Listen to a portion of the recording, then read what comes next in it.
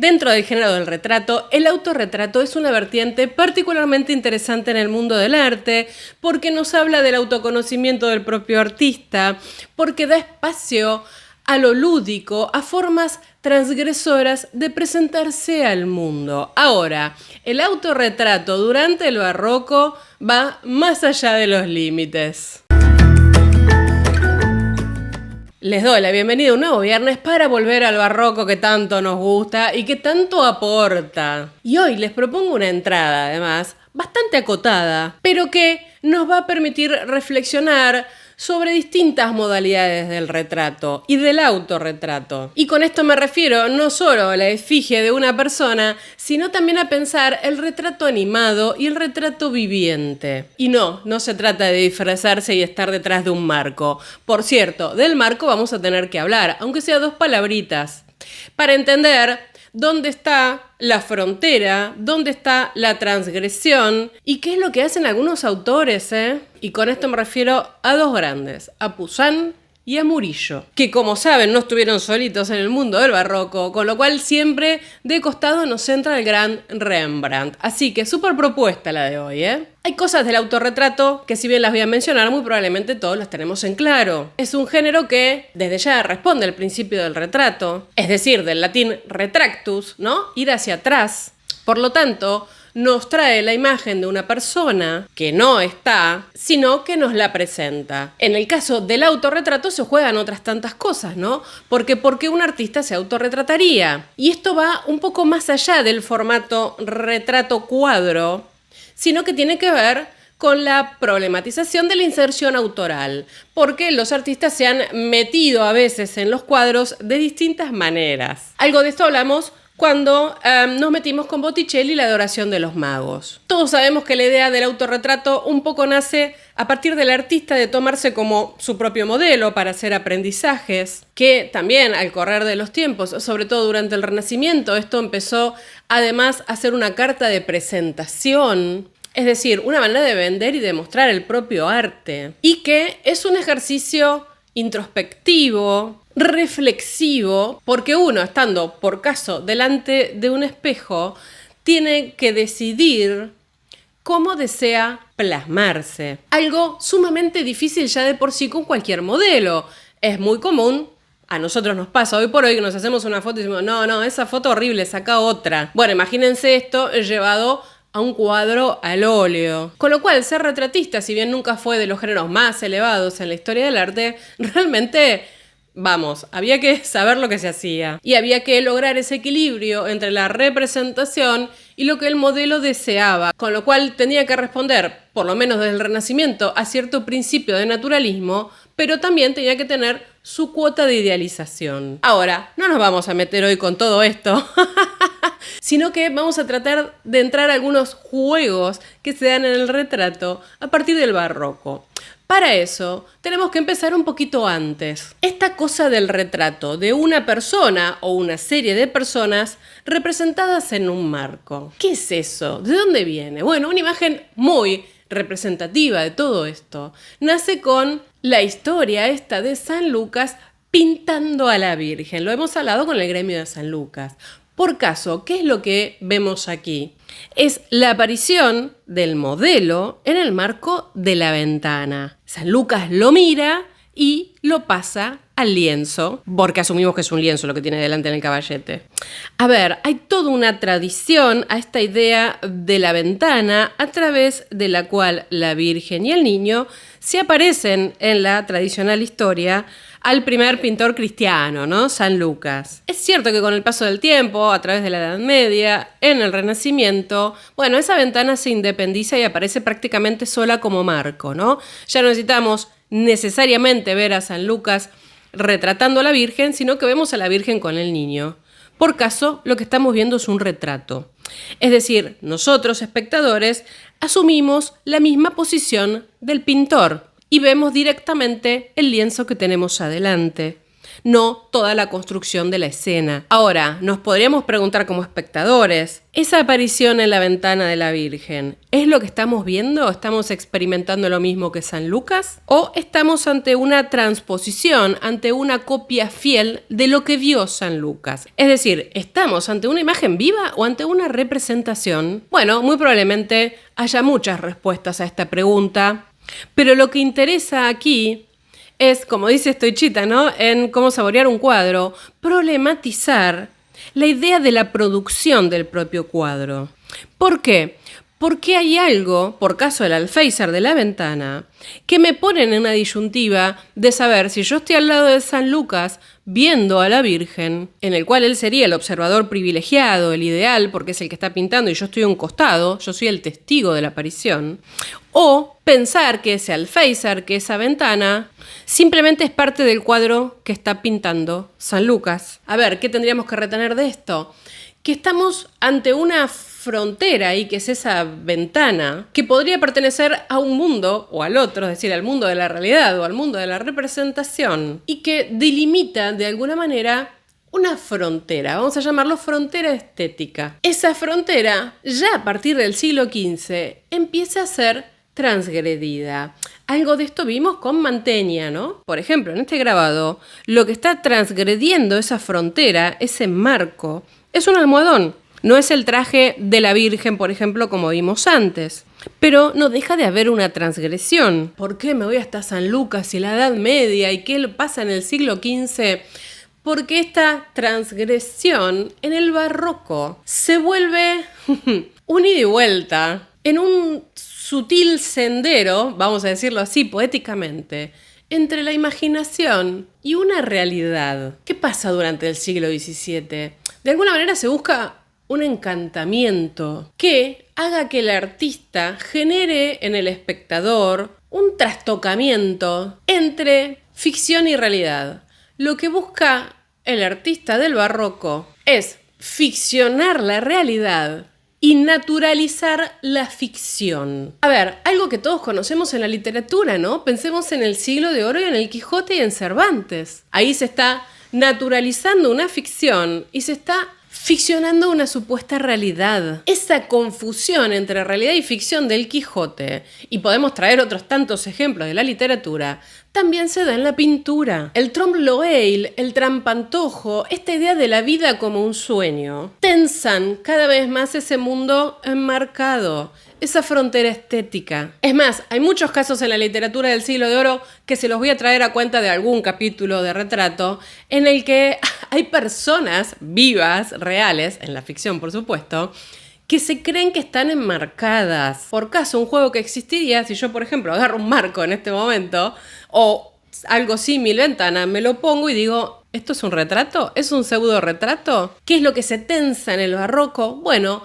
esta relación pintor, obra, imagen reflejada, espectador. Estos 4 términos van y vienen. Y esto se da por caso cuando se invaden los espacios. Cuando el espectador de alguna manera entra en el espacio de la representación y cuando la representación entra en el espacio del espectador. Los pintores del barroco, en términos generales, estuvieron muy atentos al espectador. Algo que antes quizás no pasaba tanto. Bueno, quizás producto de la Contrarreforma, del mundo post-Trento, de esto de llegar al fiel, por lo tanto, llegar a alguien que es un público espectador, porque por caso, no solamente conmover con las imágenes, sino plantearse un trompe-l'œil significa que tengo que engañar al ojo de alguien. ¿De quién? Del espectador. Con lo cual, en el caso de algunas pinturas de género, y en el caso del retrato, el juego con el marco es fundamental. Lo vimos con Las Gallegas y Murillo. Les recomiendo mucho esa entrada porque Murillo dedicó especial atención a la idea del espectador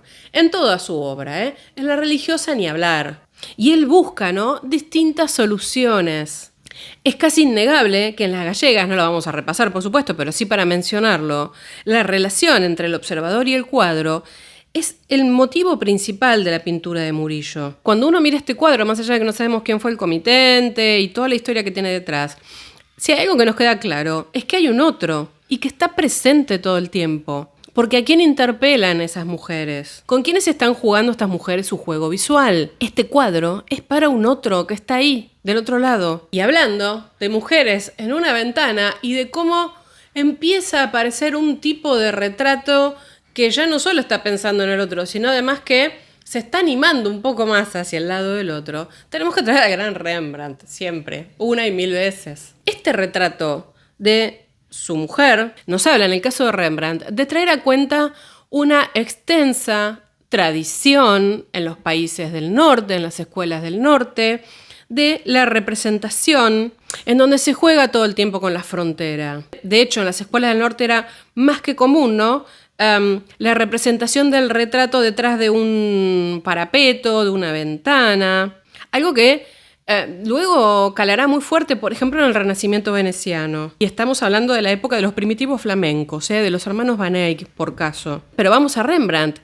Representa aquí a su propia esposa, a Hendritje, que la había usado de modelo en más de una ocasión, en el marco de una ventana, lo cual nos estaría dando la pauta o la pista de que Rembrandt quiere que pensemos en un retrato, ¿no? Hay un marco ahí. Hendritje, es decir, la mujer, apoya la mano izquierda en el antepecho de la ventana y con la mano derecha toca, ¿no?, el marco casi desde adentro, no termina de salir. La posición de la mano izquierda nos estaría hablando de un retrato casi tradicional, pero la mano derecha introduce algo nuevo. De alguna manera nos está hablando de que este personaje procura ser una figura enmarcada. ¿Cuál es la conexión? Bueno, que Rembrandt aquí nos está presentando un retrato en la ventana y Murillo nos está hablando de una reformulación, de un cuadro ventana. Las gallegas no son un retrato, por caso, son personas que no están identificadas y no sabemos a qué se apela en este juego de esta pintura tan particular, con lo cual viene a ser un género de cuadro-ventana, como dije,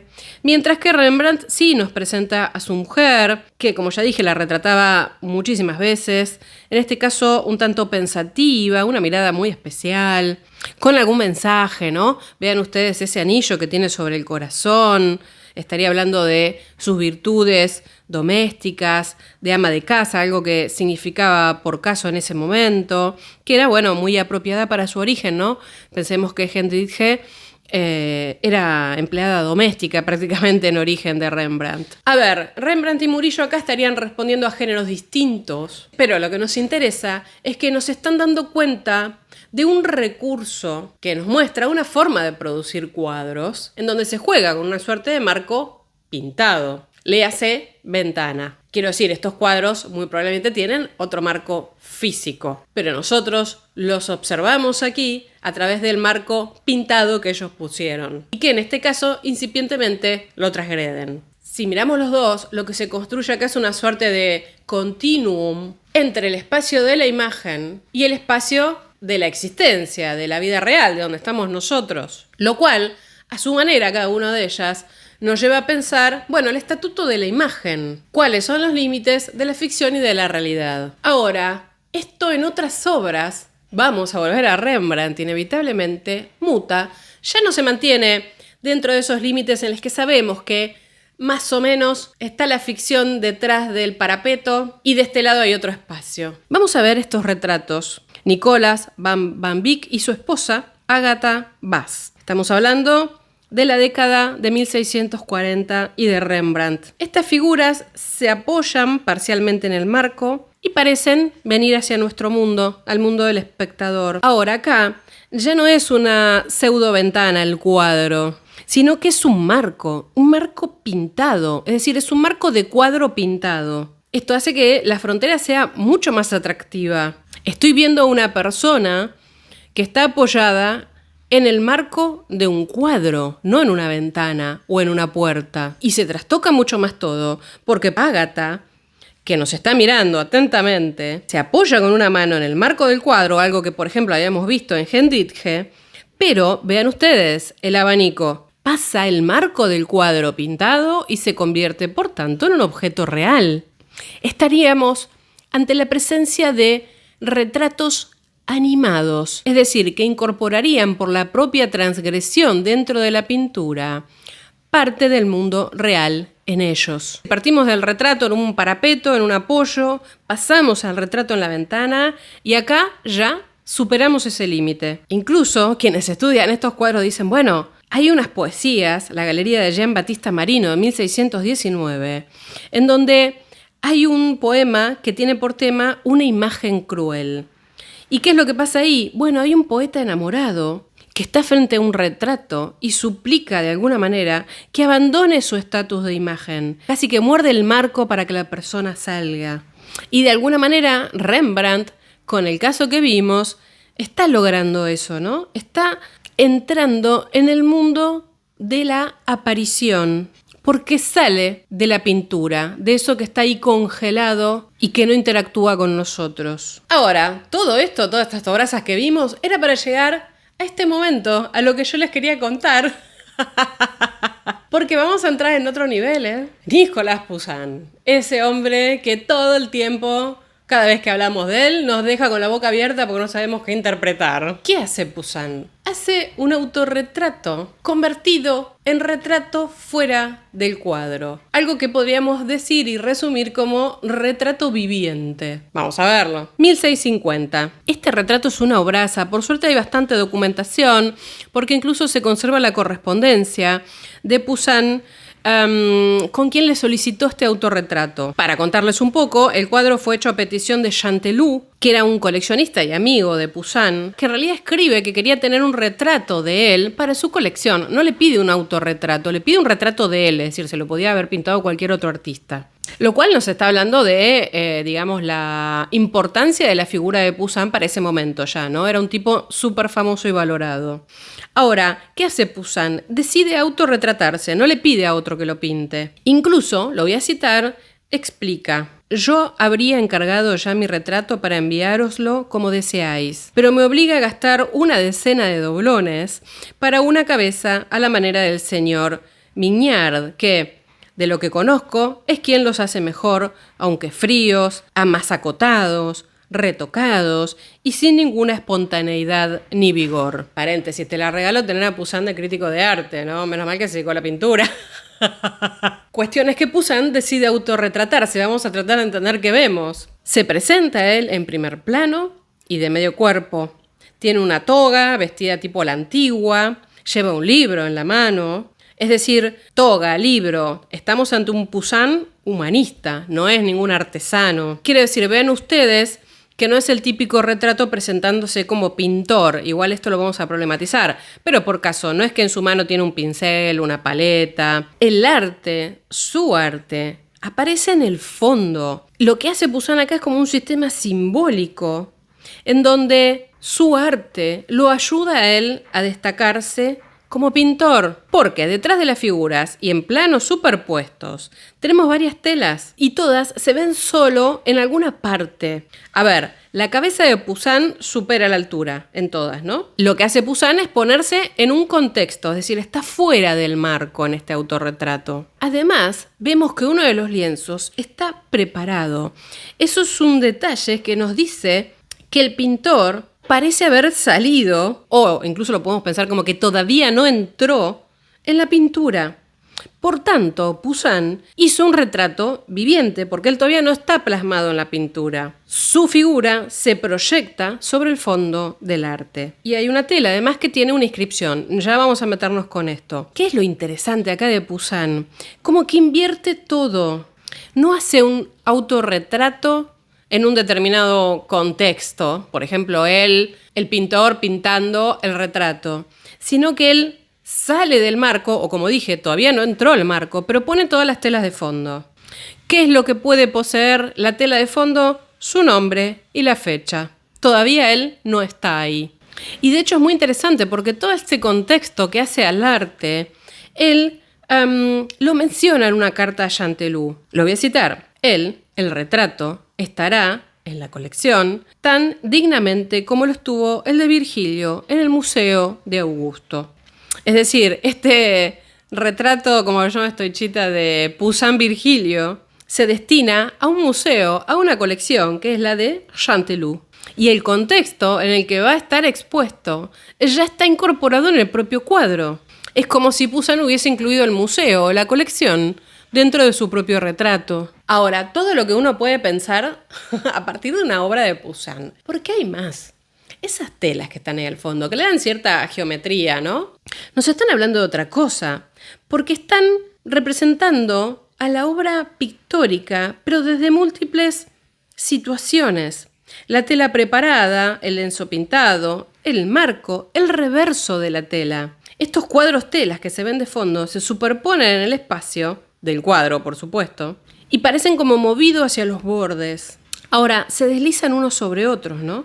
La que lleva la inscripción tiende a salir hacia la derecha, un lienzo pintado escapa hacia la izquierda. El único punto fijo en todo este cuadro es la figura de Poussin, sin ninguna duda. Es el que le da coherencia a toda la pieza, lo cual hace que esta figura de Poussin podría ser transportada tranquilamente a los lienzos del fondo, es decir, a los que se está oponiendo, a los que les está dando la espalda. La primera tela lleva su nombre y su sombra. La segunda tela, una señal simbólica de la amistad, remitiendo al comitente. La tercera, vemos solo el marco. Y el cuarto y último es una tela vuelta del revés. Pensemos, todo autorretrato activa una forma de paradoja. Ahora hay formas y formas. Poussin, voy a citarlo ahora directamente a Stoichita, que es quien un poco me ha guiado en esta entrada. La paradoja, podríamos decir, de Poussin puede resumirse, aunque el resumen de una paradoja es siempre imperfecto, así. Esto no es un autorretrato.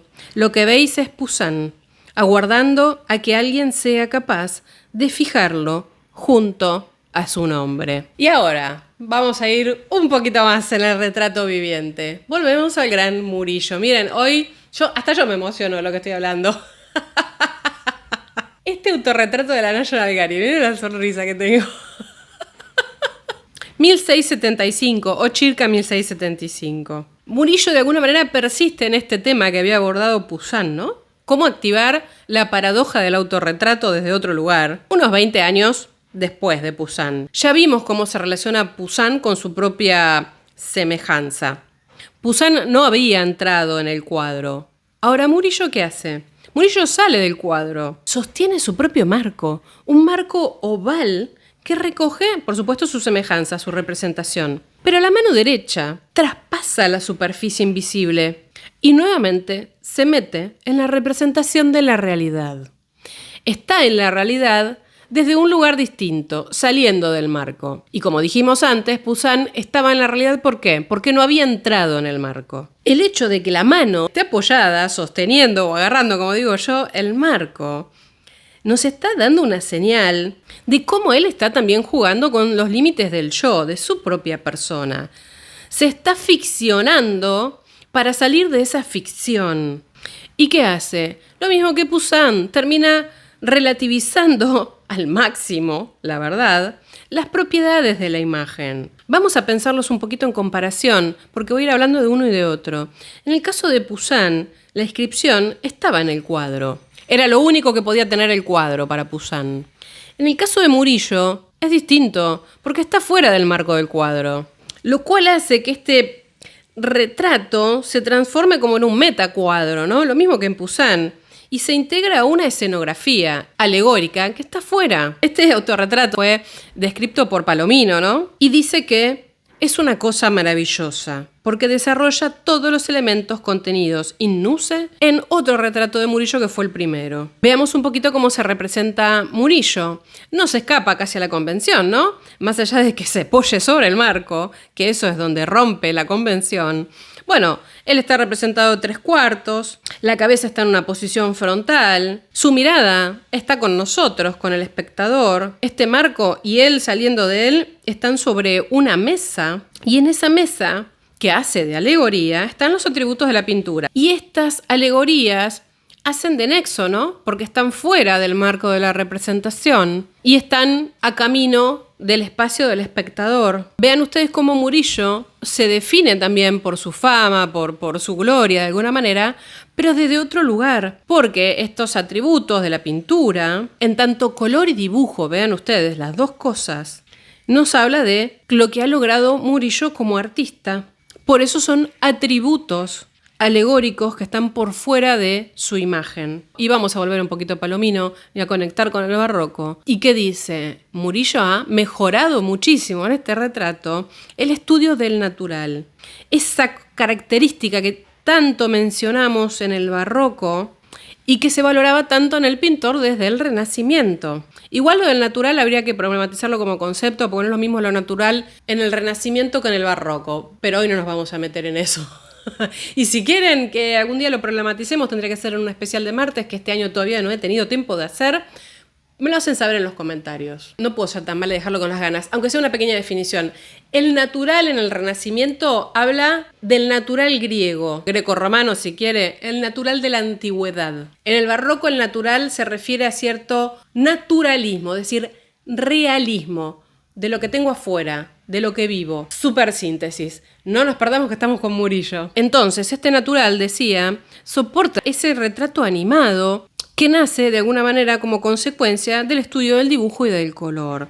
En este sentido, este autorretrato podría ser considerado a su vez una alegoría de la pintura, si no fuera porque sabemos que es Murillo, porque está identificado, porque él cuenta, porque hizo el retrato y todo. Podría ser una alegoría de la pintura tranquilamente. Hay un anclaje en lo que él escribe que nos habla de un retrato, pero que no deja también de ser parte de la escena alegórica. De ahí la importancia de la ubicación de la inscripción, que no está dentro del marco pintado por él, porque esta inscripción de alguna manera refiere a toda la composición y no solo el autorretrato. El punto de todo esto es que Murillo se pone sobre el altar de las artes, ¿no? Franqueado por aspectos simbólicos, ¿no? El dibujo, el color, definido él en su retrato por un principio del natural. Y vean ustedes como el centro de la escena, donde todos los atributos convergen, es la mano de él en trampantojo. Y a su vez, no poca cosa, tiene un nivel de escritura que también nos dice bastante.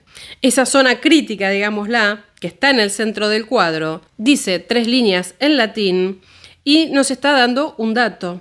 Él está dirigiéndose al lector prudente, que va y dice ¿qué es esto? Y lo hace en una lengua culta y procura transmitir el mensaje, en el fondo, de que él pertenece a un sector distinguido, ¿no? Tan culto como el espectador que va a leer esta obra, porque si no lees latín no lo podrías entender. Pero en esencia nos dice que estamos viendo un autorretrato, es decir, a Murillo pintado por él mismo, indicación que quienes analizan este tipo de registros es bastante particular. Difiere de las típicas tradiciones en donde se aclara quién hizo el cuadro. Porque ven ustedes que él pone de pingens, es decir, el verbo en el formato perfecto es pinsikt, el imperfecto es pingebat, y él usa el presente, usa die pingens, lo cual es algo bastante chocante porque está en presente. Es como decir, me pinto a mí mismo en presente. Y eso podría estar conectado con el trompe-l'œil, ¿no? Con esa mano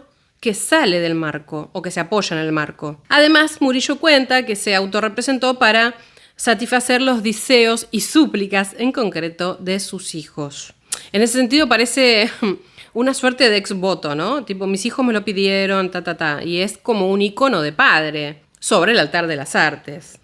Ahora, si uno ve todo esto, casi que se entiende que Murillo estaba pensando no solamente en los hijos que le pidieron que hicieran un retrato, sino en una posteridad o como mucho en un espectador un poco más amplio.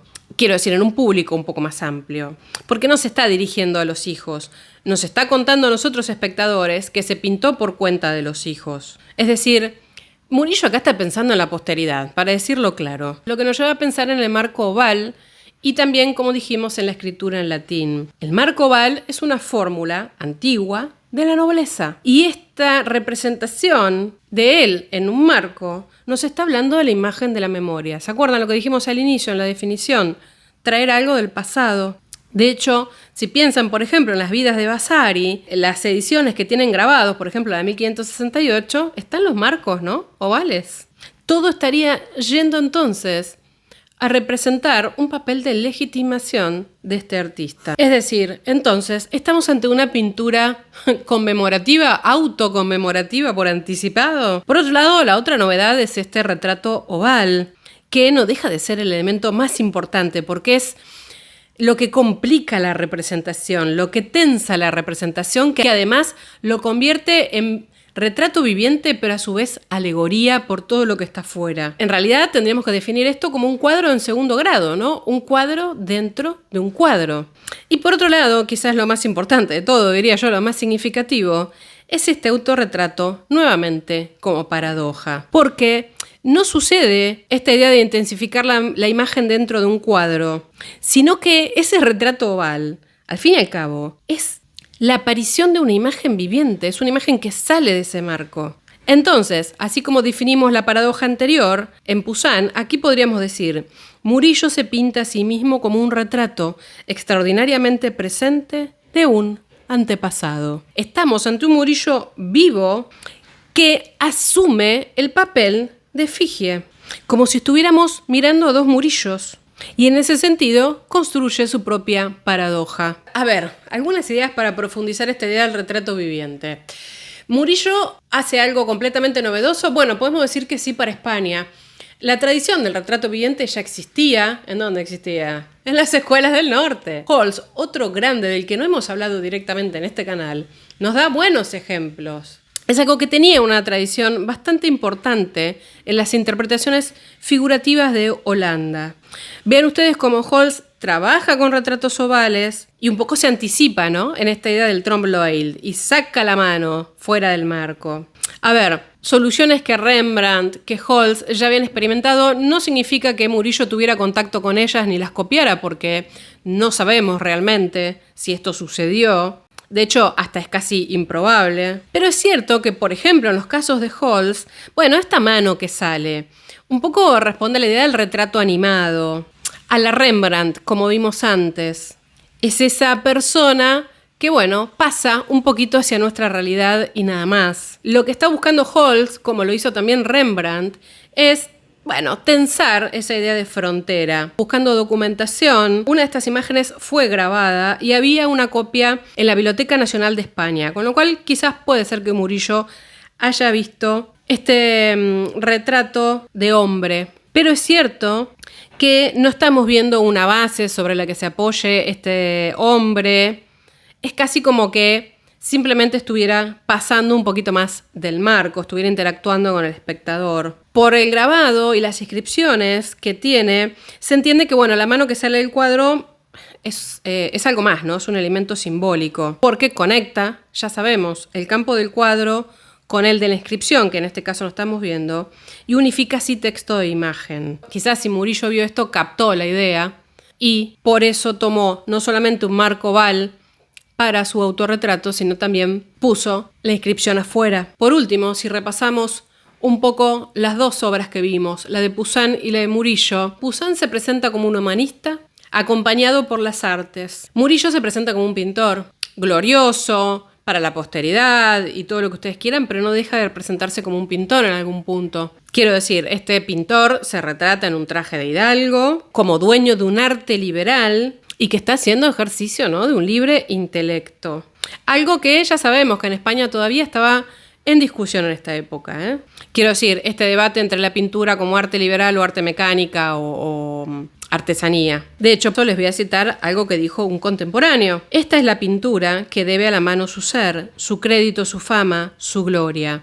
A la mano digo que es remedio contra el olvido, que las obras de momentáneas las traslada eternas, les da una forma visible y les asegura una durable vida. Ahora, cuando hablamos sobre el anclaje textual de Murillo y dijimos, usó una forma verbal no común y se compara con otras tantas obras de Murillo, no todas están firmadas, y aquellas que están firmadas es como que él no se plantea un fexit o alguna forma verbal distinta.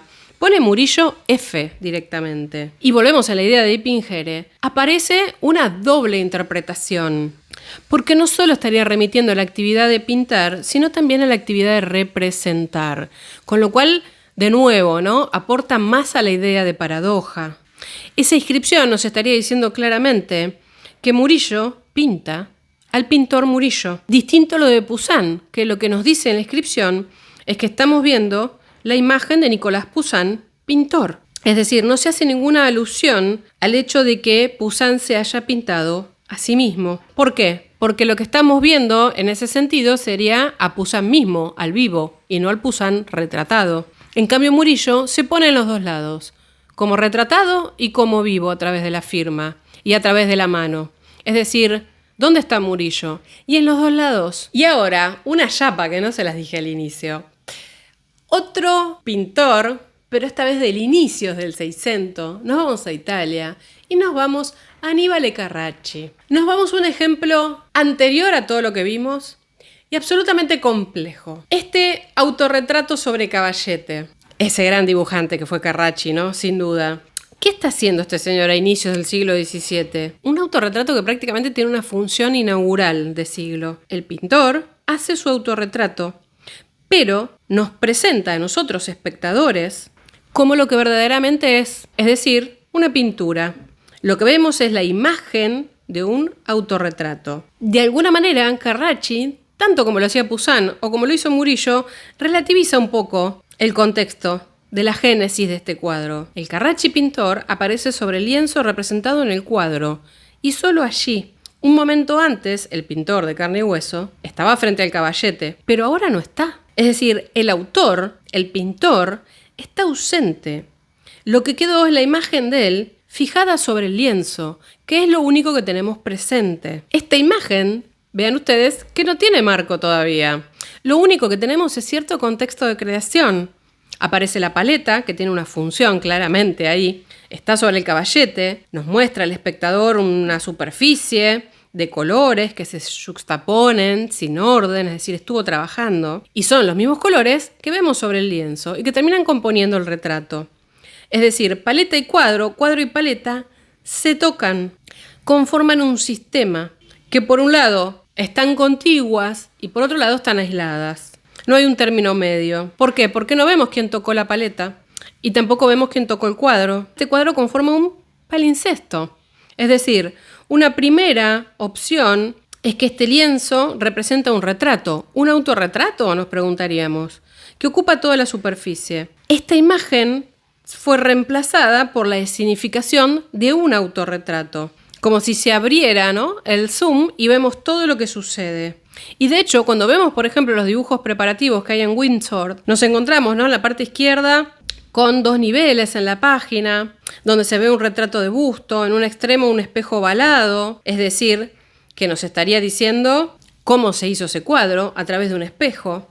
En el nivel inferior vemos el dibujo, que se parece mucho al cuadro final, y sobre el caballete se ve el lienzo, pero también tenemos algunas diferencias, ¿no? La paleta no está colgada del caballete, hay un perro que adorable, ese perro ladra, ¿no?, ante el retrato, mientras que en el cuadro final mira hacia el espectador. Y de hecho, en el dibujo, en el último plano, vemos al personaje representado en busto, encuadrado por lo que podría ser un espejo o una ventana, mientras que en el cuadro ese rectángulo se transforma en el hueco de una ventana directamente, sobre la que se proyecta a contraluz una estatua, una herma. Esta obra de Carracci es maravillosa porque al tener también el dibujo se muestra o podemos palpar todo lo que hay detrás, ¿no? Y lo que implica pasar de un autorretrato a la representación de un autorretrato, que son 2 cosas distintas. Por otro lado, el dibujo nos da demasiado. Hay como una suerte de espectáculo, ¿no? Esa cabeza que está ahí afuera, ¿es del espectador? ¿O sería simplemente un perfil antiguo?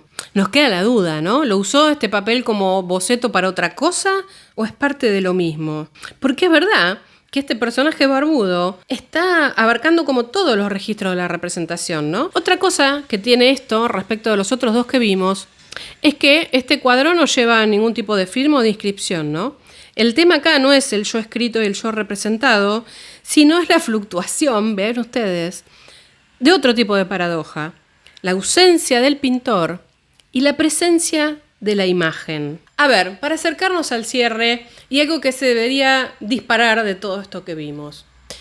El espejo y el autorretrato. Toda una forma de inserción autoral mediante el reflejo que se escapa por momentos a la idea del autorretrato solamente. Pero es muy atractivo que Carracci nos pusiera un espejo, porque es como si nos contara todo el contexto del autorretrato y no solamente nos presentara la imagen resultado, lo cual abre todo un mundo de la imagen reflejada, que les propongo, si les gustaría, que un día agarremos una lupa y empecemos a ver todas las imágenes reflejadas que podemos encontrar en muchos cuadros desde hace, miren, por lo menos desde la Edad Media. La verdad es que en todos los ejemplos que estuvimos viendo podemos resumir una característica que corre un poco durante todo el siglo XVII, más allá de que ya sabemos que hubo muchísimas expresiones y muy variadas, imposibles de resumir en una palabra, barroco, pero que responden a la idea de la trascendencia de la imagen, ya sea religiosa, ya sea en relación al enigma de la muerte,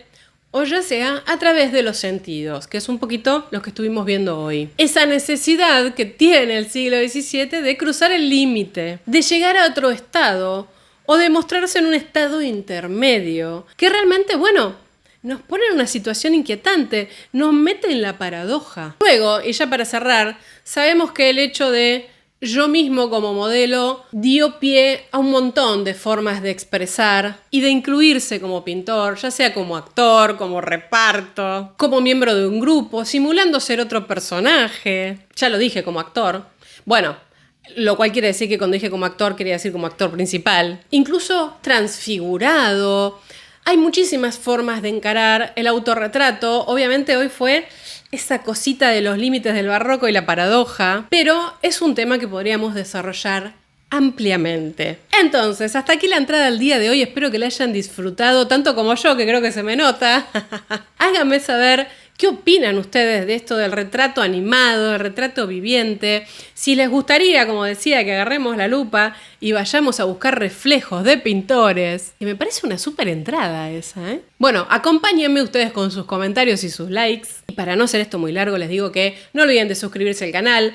Sus likes, sus me gusta ya se los pedí. Ya saben, es una manera de apoyar y difundir este contenido. Tienen mis contactos de redes, página web, todo en la caja de descripción. Y nos vemos la próxima semana. ¡Adiós!